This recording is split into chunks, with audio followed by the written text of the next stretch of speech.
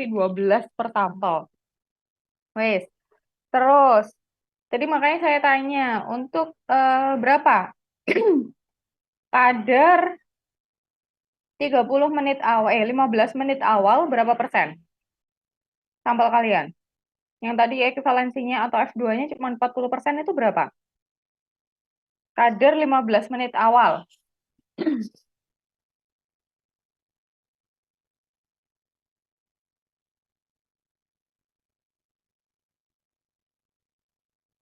Coba, Yang Panadol atau yang generik, Bu? dua-duanya. Yang Panadol itu 99%, kalau yang generik 87%, Bu. Oke, 99% sama 87%. Silakan nanti dibaca pedoman BPOM ya. Untuk uji ekivalensi in vitro, uji disolusi terbanding, kalau termasuk disolusi cepat lebih dari sama dengan 85% dalam 15 menit awal, itu nilai F2-nya tidak usah dihitung. Ya, jadi kapan dihitung nilai F2? Kalau nilai disolusinya itu kurang dari itu. Tapi kalau misalnya disolusinya dua-duanya itu sudah termasuk disolusi cepat, sebenarnya nilai F2 tidak usah dihitung. Ya.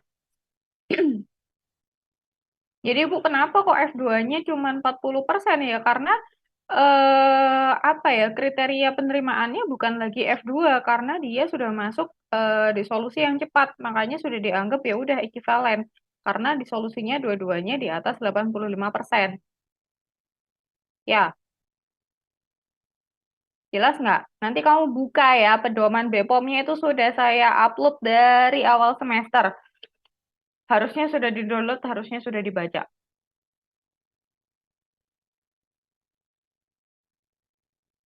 Sudah, ada lagi yang mau saya ingatkan, kalau kalian membuat grafik di solusi, ya, itu tidak boleh ngambang ya, tidak boleh dari menit ke-5 tapi harus masuk ke 0,0. Jadi harus dimulai dari 0,0. Walaupun kalian buatnya atau samplingnya dari menit ke-5, ya, tapi harus dari 0,0. Kenapa? Karena ya memang kalian tuh sampling dari menit ke-5 ya, tapi bukan berarti dari 0 ke 5 menit itu belum ada di solusi. Ya kan, dari 0 ke 5 menit itu sebenarnya sudah ada di solusi, cuman tidak kalian sampling.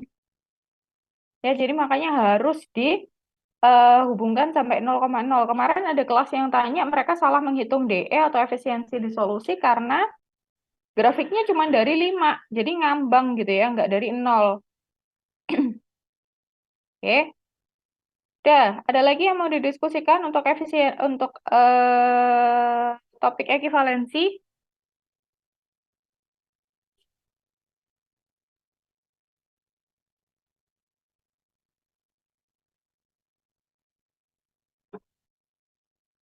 Jadi kesimpulannya untuk paracetamol tuh boleh in situ nggak? Boleh in situ. Boleh in vitro nggak?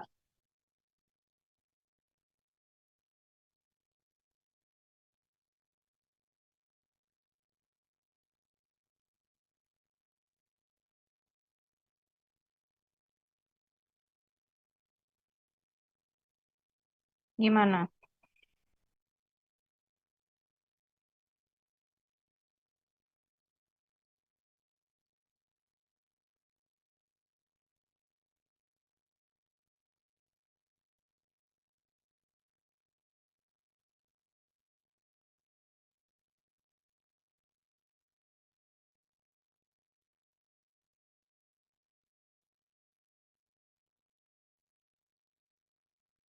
Sure, oke, saya lanjutkan lah.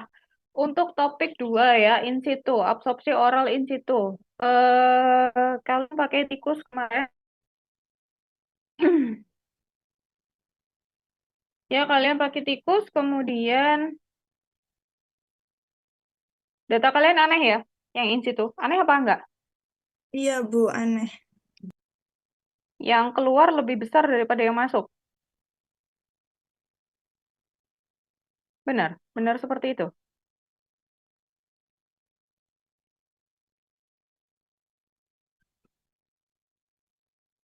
Karena mayoritas kemarin untuk topik in situ yang keluar, konsentrasi obat yang keluar tuh lebih besar daripada konsentrasi obat yang masuk. Harusnya konsentrasi obat yang masuk itu lebih besar daripada obat yang keluar.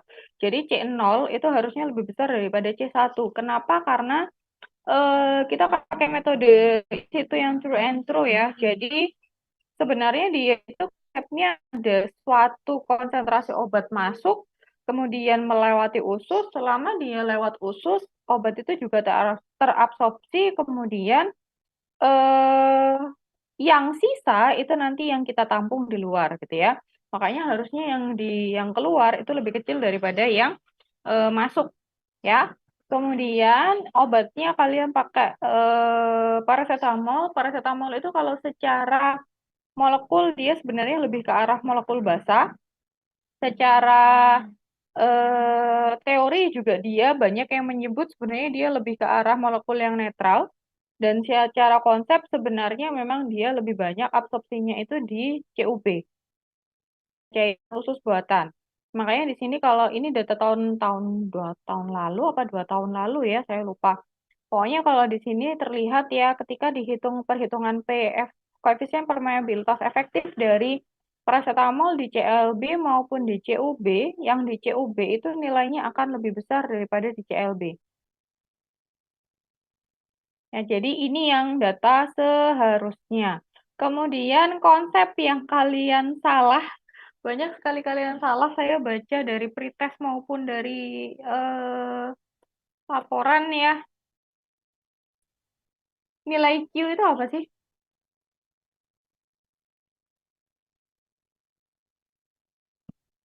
Nilai Q itu apa sih?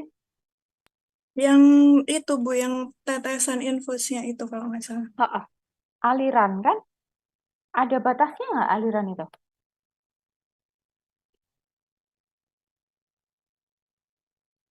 Rumusnya kan seperti ini.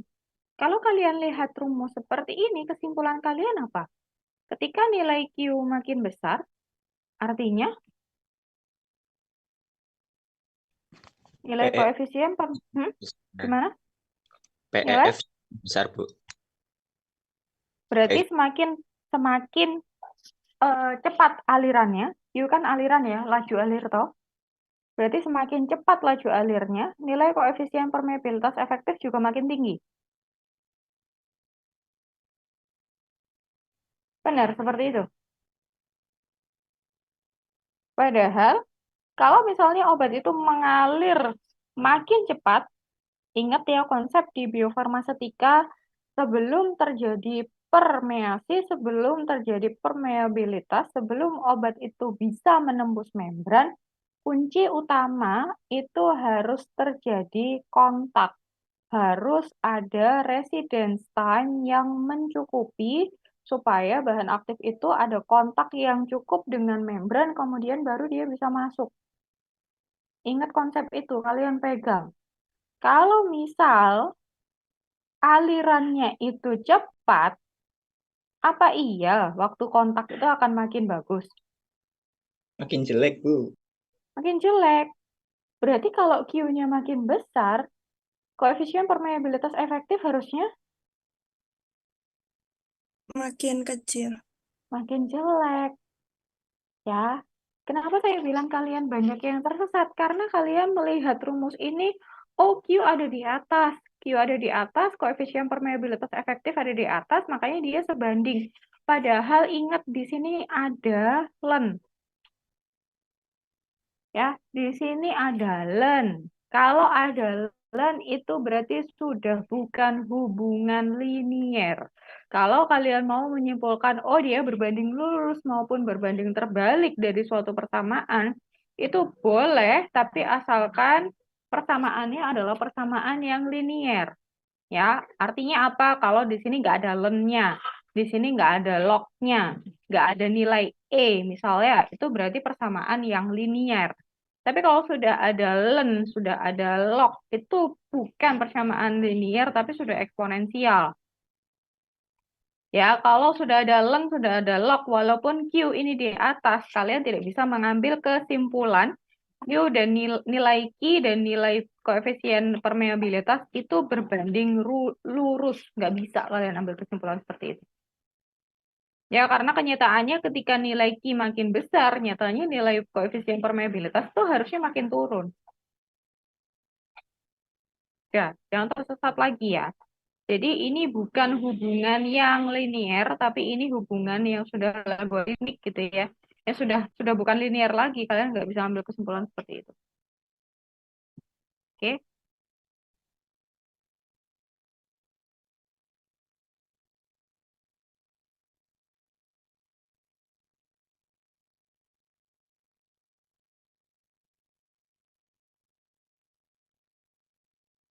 Oke, untuk yang in situ ada yang mau didiskusikan. Berapa sih nilai Q yang disarankan harusnya?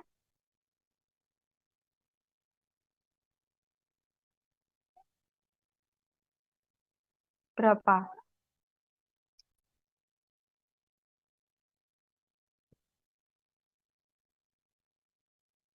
Harusnya nanti cari Ono ya. Kemudian, kenapa sih kemarin itu konsentrasi kalian yang keluar lebih besar daripada konsentrasi yang masuk? Mungkin ya, mungkin saya juga nggak melihat semua kelas, tapi yang saya amati adalah ternyata setelah usus itu bersih, kemudian dialiri paracetamol, yang keluar pertama itu ada warna kuningnya. Jadi entah apa yang ada di usus yang kemudian bisa membentuk kompleks gitu ya sama paracetamol, akhirnya berwarna. Warna itu yang akhirnya absorbensinya bikin makin besar. Ya, itu kemungkinan pertama. Yang kedua, bisa jadi karena pada saat kalian menuang paracetamol, itu kan kalian nuangnya di botol infusnya langsung ya. Kemudian langsung dialirkan dan cek kadarnya itu terakhir, tidak di awal. Nah, kemungkinan di awal itu kadar yang di botol infus itu belum homogen gitu ya. Jadi yang keluar pun juga belum homogen. Kemudian ketika sudah dicek di akhir, yang di akhir pun sudah homogen dan akhirnya konsentrasinya lebih kecil. Itu kemungkinannya. Tapi ya, ya inilah ya kita belajar kalau misalnya kita pakai tikus ya, kita pakai tikus secara in situ, secara in vivo yang melibatkan keseluruhan sistem tubuh, memang hal-hal yang aneh seperti ini di luar kendali kita itu memang akan lebih banyak terjadi sih kemungkinannya. Ya, oke, itu yang in situ. Ada yang mau didiskusikan lagi nggak untuk in situ? Izin bertanya, Bu. Silakan. Kalau yang panjang ususnya itu berpengaruh nggak ya, Bu? Soalnya kemarin itu teman-teman itu banyak yang awalnya kan 20 cm, kemudian pas setelahnya itu bisa sampai 30 gitu. Jadi nanti di perhitungannya juga ngaruh gitu, Bu. Melar ya? Iya, melar ya. Iya, iya, Bu. Sebenarnya gini, panjang usus itu asalkan kalian kan membandingkan dua kondisi ya, ya kan? Kalian membandingkan dua kondisi, dua-dua CUB sama CLB. Kalau panjang ususnya itu sebenarnya kan nanti berpengaruhnya ke A, kan, ke luas permukaan. Tapi ingat luas permukaan juga nggak ada pengaruh secara apa ya, secara linier dengan nilai koefisien permeabilitas. Ini sebenarnya hanya menunjukkan kalau itu per sentimeter persegi. Nah, berpengaruh apa enggak? Asalkan dua-duanya kalian cek pada kondisi yang sama, itu tidak akan berpengaruh terhadap hasil. Ya, maksudnya kalau misalnya yang satu kalian cek di per 20 cm di awal, ya, di awal percobaan, kemudian yang satu kalian pakai nilai A yang dari akhir percobaan, ini kan dua kondisi yang berbeda. Ya, ini yang nggak boleh. Tapi kalau misalnya dua-duanya kalian cek pada kondisi yang sama, jadi dua-duanya pada akhir percobaan, jadi pada posisi si usus sudah sama-sama melar nih, itu nggak masalah. Karena A itu cuman pembagi, jadi cuman untuk menunjukkan per sentimeter perseginya doang. Ya, itu ya. Kalau kemarin gimana? Dua-duanya dari akhir. Apa tadi yang tanya? Iya, Bu. Oh, nggak masalah. Nggak masalah. Mau pakai yang awal, mau pakai yang akhir, nggak masalah. Karena rumus ini sebenarnya yang sangat signifikan itu ada di C1 sama C0-nya. Kalau C1 sama C0-nya udah kebalik, pasti nilainya hasilnya minus. Kemarin minus nggak nilai perhitunganmu? Kalau C1 lebih besar daripada C0, itu pasti hasilnya minus. Tapi kalau luas permukaan, nanti dia hanya mempengaruhi nilai. Asalkan ini dibandingkan dalam dua kondisi yang sama, itu tidak masalah. Ya, ada lagi? Permisi Bu, izin konfirmasi Bu. Silakan. Berarti eh, paracetamol ini harusnya ini terabsorpsi lebih banyak di usus kan? Oh, Oh, enggak Bu. Udah itu aja Bu. karena dia secara struktur kan dia amida ya, ada N kan. N itu secara secara organiknya memang dia lebih ke arah amida itu kan lebih ke arah basa secara struktur. Tapi memang ada beberapa literatur yang menyebut dia asam, ada beberapa literatur yang menyebut dia basa. Tapi ada juga banyak ya yang menyebut kalau sebenarnya dia itu molekul yang netral. Gitu. Udah, Baik. ada lagi? Ada lagi nggak? Permisi Bu, izin bertanya Bu. Silakan. Nah, itu tadi kan yang paracetamol kan harusnya kan diabsorpsi kan di usus kan. Berarti PEF Hmm. kan harusnya lebih besar di usus.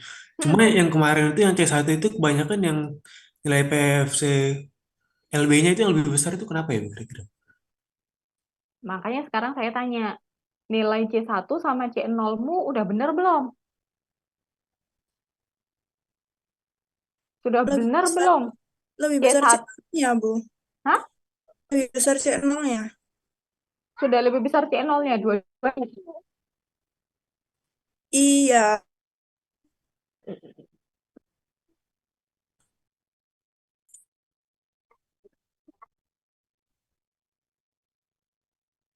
Sudah lebih besar C0-nya, kayak data yang saya tampilkan ini. C0-nya sudah, soalnya ada kelompok yang C0-nya lebih kecil kan, katanya.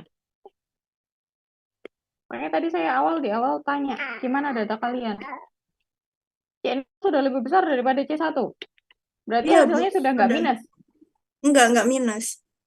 Oke, kalau hasilnya nggak minus ya berarti ya itu lagi ya, anomali lagi. Saya juga nggak paham anomalinya ada di mana. Tapi nilainya berbeda jauh nggak? Kalau yang kemarin berbeda lumayan jauh, berbeda satu angkat Bu, kemarin. Cuma Heeh. yang perbandingan kelompok yang satunya nggak apa berbeda terlalu jauh.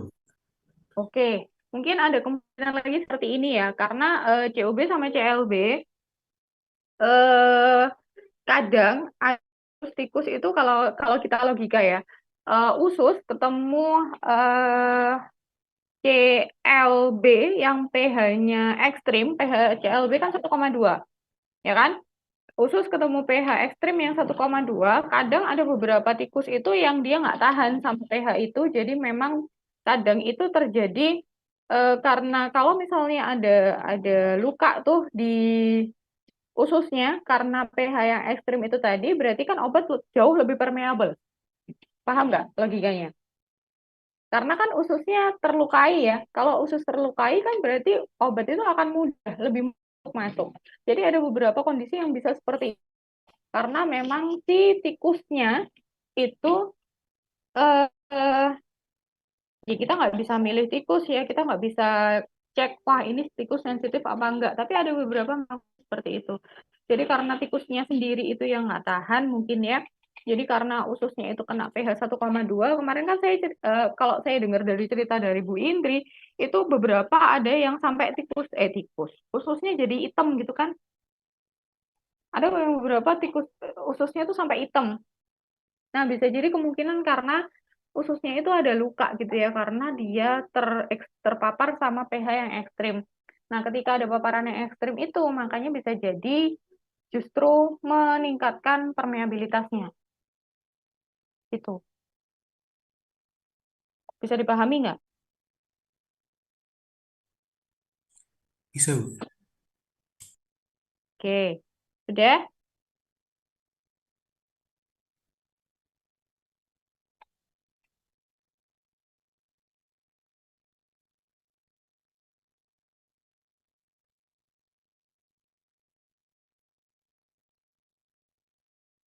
Ada lagi in situ yang mau didiskusikan?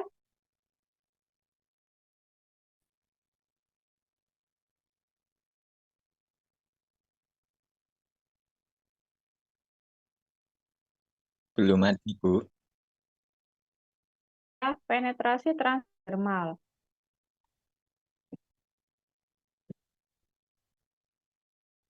Penetrasi transdermal, yang mau saya tanyakan di awal, datamu sudah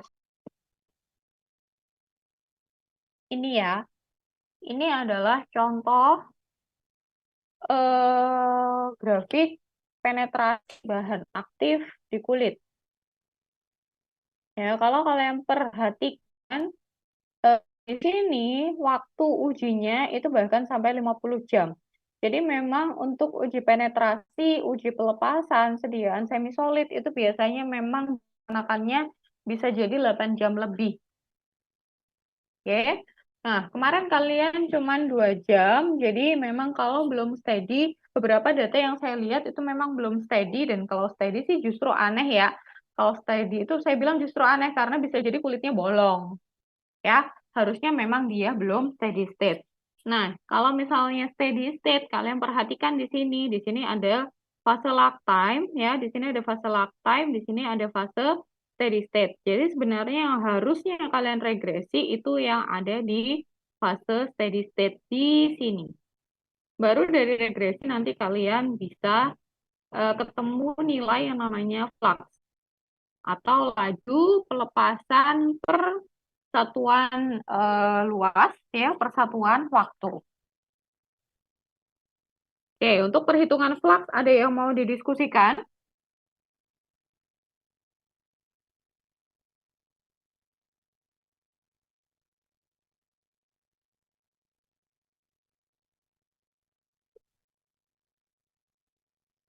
Izin bertanya, Bu. Silakan. Mungkin lebih ke kalau misalnya kita mau ngitung nilai flux itu, kita pakai berapa titik di steady state ya, Bu? Aturannya sama seperti ketika kalian melakukan regresi linear untuk kurva baku, minimal berapa? 4, 3. 5 kan? Oh iya, 3 45, sebenarnya Bu. nggak boleh. 3 Oh, sebenarnya nggak boleh. Untuk kurva apapun, regresi apapun, 3 itu sebenarnya nggak mencukupi. Jadi minimal 4 atau 5 titik. Kalau yang benar ya. Kalau yang apa? Untuk percobaan yang real ya, harusnya sih pakai 5 titik lah, itu steady, oke, kita bisa pakai. Tapi kalau untuk kalian praktikum, misal datamu semuanya tidak ada yang steady, kamu mau pakai regresi, semua data boleh, ya, karena kalau misalnya nggak steady, ya udah, memang itu kan hanya untuk kebutuhan menghitung ya, jadi mau pakai semua data boleh, mau pakai data yang nilai R-nya terbagus juga boleh. Ya, kalau kalian kemarin gimana? Pakai data yang R-nya terbagus? iya, Bu, pakai yang nilai R-nya paling bagus. Nggak masalah, karena itu dianggap paling lurus. Tapi yang harus kalian pahami adalah itu bukan kondisi yang steady ya. Jangan salah, itu belum kondisi yang steady. Jadi kalau nanti kalian kalian kalau misalnya skripsi misalnya kalian mau pakai uji penetrasi, itu kalian harus dapat gambaran utuh seperti ini. Jadi benar-benar kondisinya itu sudah harus menunjukkan kondisi lag time sama kondisi steady state. Jadi bukan berarti kalian punya data terus kalian cari regresinya yang mendekati satu, enggak seperti itu. Tapi harus cari fase ini. Ini dua-duanya harus bisa ditemukan baru kalian boleh menentukan regresi yang mana. Oke.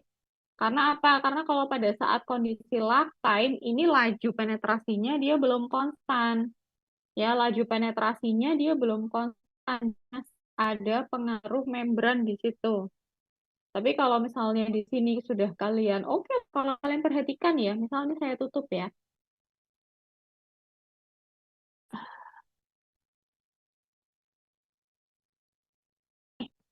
Misal data ini saya tutup seperti ini. Kalian melihat hanya data yang di sini. Kalau kalian perhatikan, data yang di sini itu kan juga sebenarnya sudah bisa dianggap linier gitu loh. Iya nggak? Coba deh perhatikan, ini tuh sudah bisa dianggap linier. Kalau kalian belum menemukan dua fase, kemudian kalian ambil data yang linier, ini hasilmu bakal bias banget. Ya, karena ini kalau diregresi itu juga pasti mendekati satu. Oke, jadi nanti kalau kalian percobaan yang benar, misal kalian skripsi atau apa, wajib ditemukan dua fase ini ya. Wajib ketemu fase lifetime sama fase steady state. Cirinya apa? Cirinya tadi benar temanmu bilang, kalau misalnya di sini sudah ada yang steady state, itu biasanya absorbansinya sudah nggak naik. Ya, absorbansinya sudah konstan. Itu sudah steady state. Tapi kalau sudah masih naik terus, itu berarti dia masih dalam fase lifetime.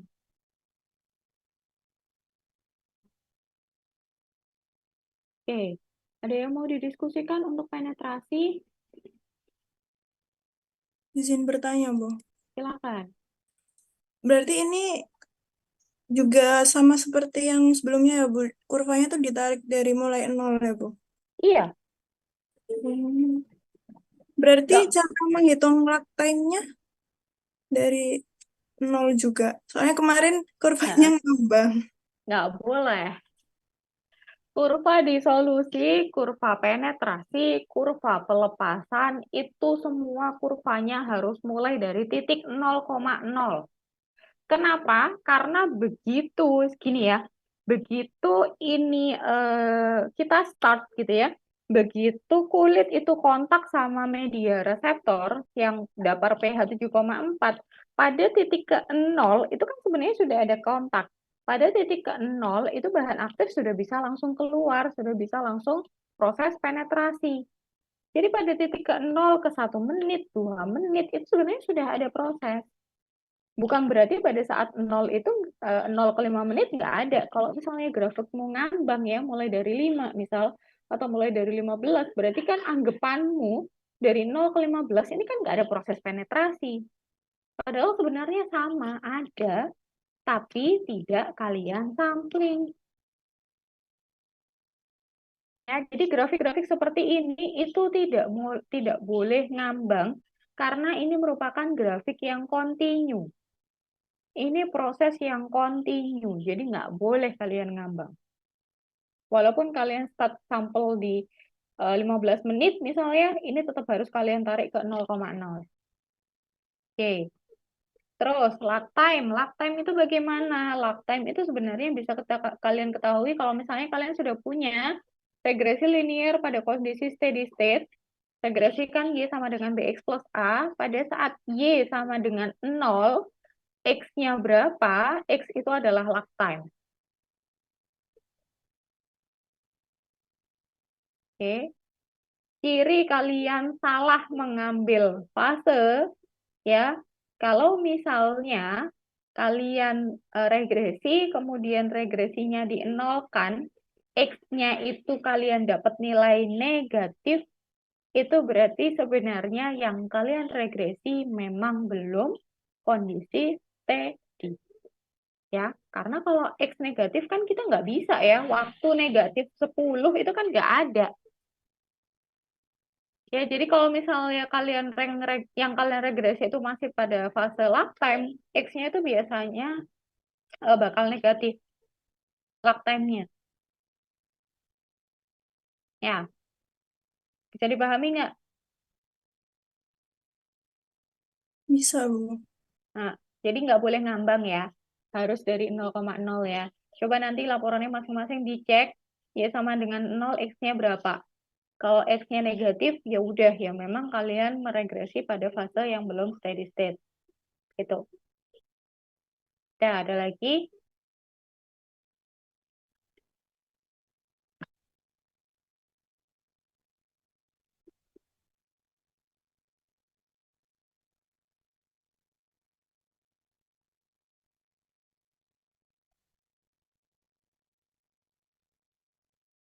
Ada lagi yang mau ditanyakan, didiskusikan untuk penetrasi.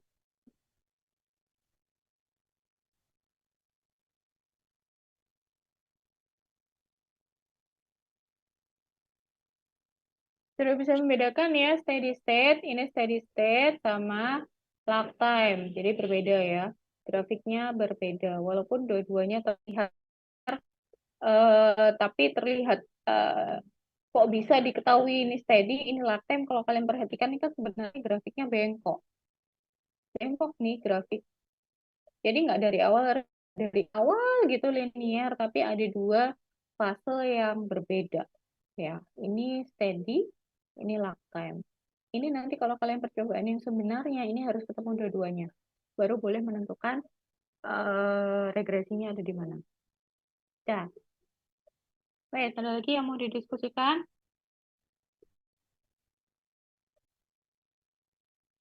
Nggak ada?